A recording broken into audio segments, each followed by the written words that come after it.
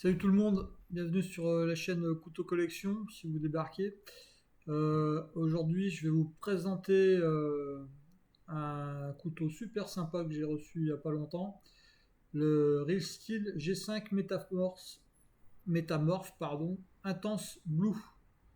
Donc, voilà le Schlass. Euh, c'est un couteau avec un design qui a été fait par Ostap L. Euh, Il y a plusieurs modèles sur le G5. J'ai pas mal hésité. Et en fait, je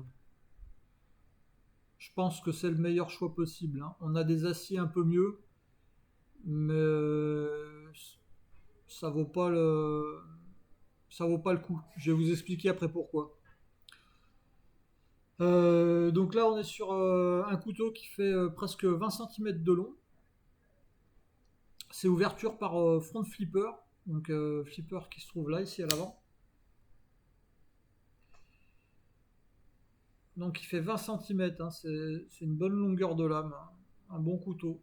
Après, c'est un couteau qui est super élégant, donc il passe partout. Vous pouvez l'utiliser pour manger à table, dans les restos, tout ça.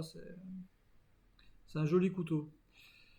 Le manche est en aluminium, contrairement aux autres modèles qui sont en G10. Et franchement, ça fait toute la différence.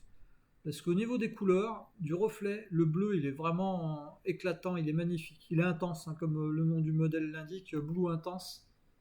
C'est vraiment, euh, c'est vraiment un joli couteau, un joli bleu. Et donc sur les manches en G10, ça fait vraiment plastique, ça fait pas top top, hein, ça fait jouet de merde, chinoiserie. Là, on a vraiment quelque chose d'extra. Et en plus, il est moins cher que les autres modèles avec le super acier. Je crois que c'est.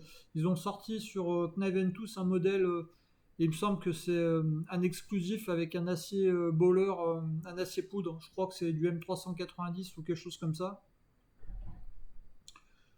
Et franchement, il est plus cher. Et vu que le manche est en G10, j'ai beaucoup hésité par rapport à l'acier. Et là, on est sur du 14C28N et c'est moi un acier que j'aime beaucoup.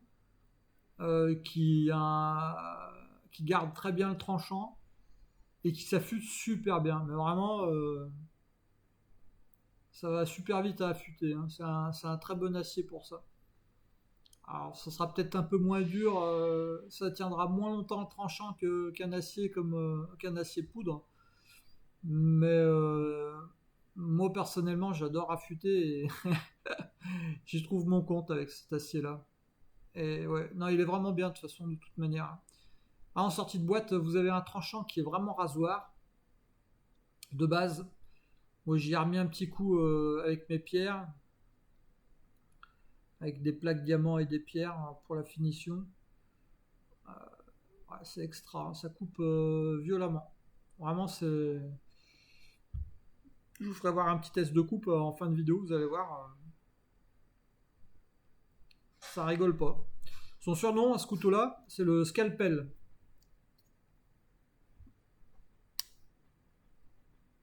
Voilà. Alors, pour les spécifications, on est sur une lame de type drop point, hein. Vous voyez, l'ouverture, elle est assez fluide, explosive. Le seul petit truc qui me déplaît à moi, c'est le front flipper. C'est un peu galère à ouvrir quand on n'a pas l'habitude. D'une main, c'est vraiment chiant, quoi. On peut le faire d'une main, hein, mais pour s'y reprendre à trois quatre fois, je vois pas l'intérêt. Bon, ça peut être marrant, mais bon, voilà. Ça n'a pas d'intérêt pour moi. Je préfère un flipper normal. Donc on est sur une forme de lame drop pointe. La lame est vraiment jolie, hein. Euh, quoi dire sur le type de roulement. euh, Pop, pop, pop. Faudrait que je regarde un instant, s'il vous plaît. Je me rappelle plus si c'est un roulement à billes, je ne suis pas sûr. Si, c'est roulement à billes, ok. Je croyais que c'était washer, bon, autant pour moi. Et du coup, le couteau fait par Real Steel, vous avez une garantie à vie sur ce couteau. Donc c'est intéressant, hein, pour le prix, pour 50 euros, c'est quand même assez sympa d'avoir ça. Donc on avait dit le manche en aluminium, acier 14C28M. On a au niveau du poids, il est quand même relativement léger, on est sur 75 grammes. La rétention par contre, au niveau des points noirs, au niveau du défaut, enfin au niveau des défauts, parce que j'en ai trouvé deux ou trois, la rétention elle est pas, vous allez voir, elle est pas extraordinaire. Si on force un peu, bon, alors, faut vraiment y aller, mais ça peut s'ouvrir tout seul, hein. Si le couteau tombe, il peut s'ouvrir tout seul. Voilà. Mais bon, faut y aller quand même, hein. Ça, c'est du chipotage, hein. On est d'accord. Donc, on avait dit 20 cm,7 en longueur totale. Donc, c'est un bon couteau, hein, vous voyez, par rapport à la main. Il y a une bonne longueur de lame. 75 grammes, ouais, c'est léger, hein.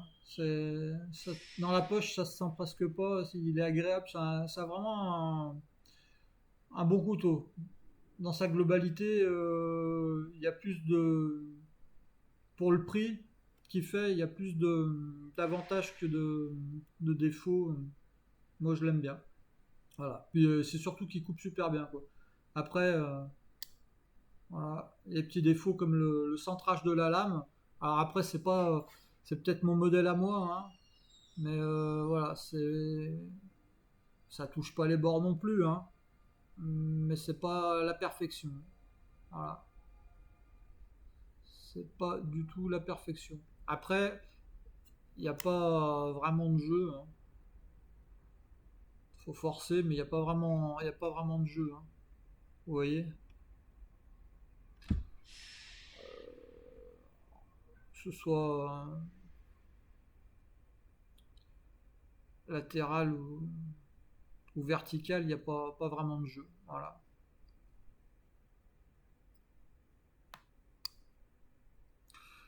Donc il fait à peu près une cinquantaine d'euros, ça dépend là où vous allez acheter. Moi personnellement je l'avais pris sur Kniven Tools, je crois qu'il fait une cinquantaine d'euros. Sur Tourangelle ça doit être 50 euros. Et donc pour moi c'est le meilleur des modèles, hein. Les, les G5 en G10 qui sont plus chers, laissez tomber, ça vaut pas le coup. Si c'est par rapport à l'acier, c'est de la connerie. Achetez-vous un joli couteau avec un bon acier, mais là, le 14C28N, il est vraiment très très bien. Ça sert à rien de mettre plus cher, c'est de la connerie, hein, vraiment. Pas sur ce couteau-là, quoi. Donc voilà, j'en suis content, c'est un bon couteau. Je vous, je vous encourage à le prendre. Si vous avez hésité pour les légers défauts qu'il y a, ce serait dommage de s'en priver. 50 euros, on a quelque chose qui est vraiment chouette, quoi. Et ah oui, donc je vous avais dit que j'allais vous faire un test de coupe. En fait, on va le faire là, ça sera plus simple. On va vous faire chier avec une feuille.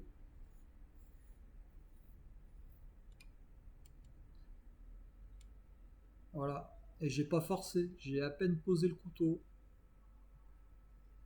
Vous voyez, ça coupe de façon extraordinaire. Vraiment. Et en fait, ça c'est dû. C'est pas parce que je l'ai affûté comme un fou, hein. C'est juste parce que on a une épaisseur de lame d'un peu moins de 3 mm. Le couteau est vraiment très fin au niveau du tranchant, ce qui en fait un super scalpel, quoi. Vraiment, c'est agréable.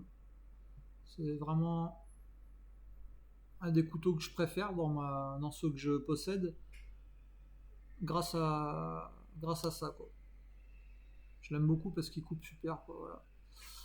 Après, c'est pas un couteau extrêmement robuste. Je dirais plus qu'il est fragile que robuste. Mais bon, c'est un couteau élégant, c'est pas fait pour s'amuser à faire le con dans les bois avec, du bâtonnage ou quoi, hein. C'est fait pour découper, pour manger, pour découper, faire des petites tâches de coupe, voilà, point barre.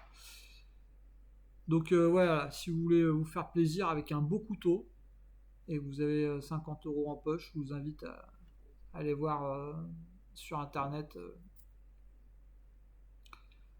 vous verrez, vous ne serez pas déçus. Voilà, ben, je vous remercie de m'avoir suivi. J'espère que le couteau il vous plaira et je vous souhaite une super bonne journée. A plus, bye bye.